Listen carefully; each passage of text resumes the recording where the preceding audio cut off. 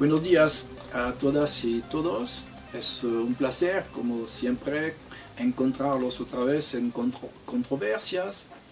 Este mes de junio, dos temas parecen realmente valer la pena reflexionarse.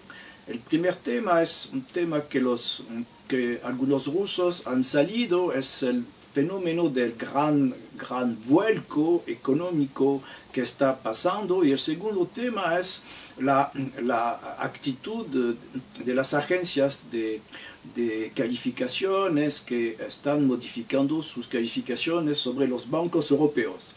Entonces el primer tema es lo que se llama el gran vuelco, y es un sitio ruso que hizo el comentario siguiente: dentro de 3 años más tardar, el peso económico mundial de los BRICS, Brasil, Rusia, India, China y Sudáfrica, va a rebasar el peso económico en términos de Producto Interno Bruto del G7. Y el fenómeno corresponde finalmente a una gran evolución que está terminando dentro de seguramente los 10 años por venir. La diferencia entre los países ricos, industrializados, y los países subdesarrollados, como se decía, la diferencia empezó a partir de 1820 con la Revolución Industrial. Según el autor Angus Maddison, que había estudiado el crecimiento mundial, en 1820 los países subdesarrollados en realidad pesaban 70% del PIB mundial. A medida que la revolución industrial enriqueció los países europeos y los Estados Unidos, el peso de los países subdesarrollados bajó. En 1913, los países subdesarrollados pesaban 40% nada más del PIB mundial. En 1950, estos países subdesarrollados pesaban 35% del PIB mundial. Pero fue el nivel más bajo.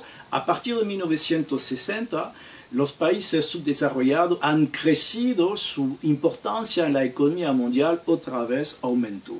Y de tal manera que en 2010, los países anteriormente subdesarrollados pesaban 50% del PIB mundial, y las organizaciones internacionales calculan que en 2025, es decir, dentro de 10 años, los países anteriormente subdesarrollados van a pesar 70%, casi 70% del PIB mundial. Es decir, vamos a regresar a la situación de 1820. La revolución industrial ya termina. Sus ventajas para los países ricos ya terminan.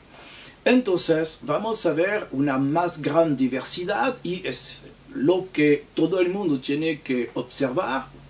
No fijarse en los Estados Unidos, en Europa, en el famoso G7, son países que han terminado su carrera, que han terminado su ciclo. Hay que ver los nuevos países, los famosos BRICS. No equivocarse sobre el futuro. El futuro no es a la fecha el G7. Y eso es el primer tema, efectivamente, que vale la pena observar. El segundo tema es la actitud de los 3 grandes agencias de calificación para los bancos que han decidido de bajar las calificaciones de los bancos europeos. La razón: los bancos europeos y también la de los Estados Unidos, el famoso Soviet de las finanzas, las principales organizaciones financieras que controlan la economía mundial, estos bancos se ven muy frágiles porque es imposible a la fecha salvar todos estos bancos, como fue el caso en 2007-2008, a través del apoyo de los estados. Los estados también están arruinados, endeudados. Entonces, menos apoyo potencial de los estados, en consecuencia, las calificaciones de los bancos han bajado porque los bancos también son muy frágiles, pueden quebrar en cualquier momento. ¿Qué va a suceder? La decisión está segura. A partir de 2016, los accionistas, los clientes y los titulares de bonos de los bancos serán los verdaderos responsables a caso que haya una quiebra. Se acabó la intervención brutal de los estados para favorecer todos los bancos. Entonces son los clientes, los accionistas y los que tienen bonos que van a seguir, que van a soportar las consecuencias de una quiebra de un banco. Entonces algunos bancos van a terminar evidentemente en la quiebra porque los estados no van a salvar todos los bancos, las cuales pueden obtener apoyo de los estados o de los bancos centrales. Difícil saberlo, posiblemente la pequeña agrupación que se considera como demasiado importante para poder quebrar, Goldman Sachs y otras instituciones así, pero muchos bancos pueden quebrar en cualquier momento. Es importante no dejar sus ahorros, no apostar sobre la seguridad de los bancos. No hay que confundir riqueza y cantidad de dinero. Si países, organizaciones quieren sobrevivir a la caída de algunos bancos, tienen que guardar su riqueza en forma de tierras, en forma de arte, en forma eventualmente de oro, de plata. No hay que mezclar y confundir la verdadera riqueza con la cantidad de billetes o de crédito que uno tiene en una cuenta. Algunos bancos van a quebrar, las calificaciones de estos bancos han bajado.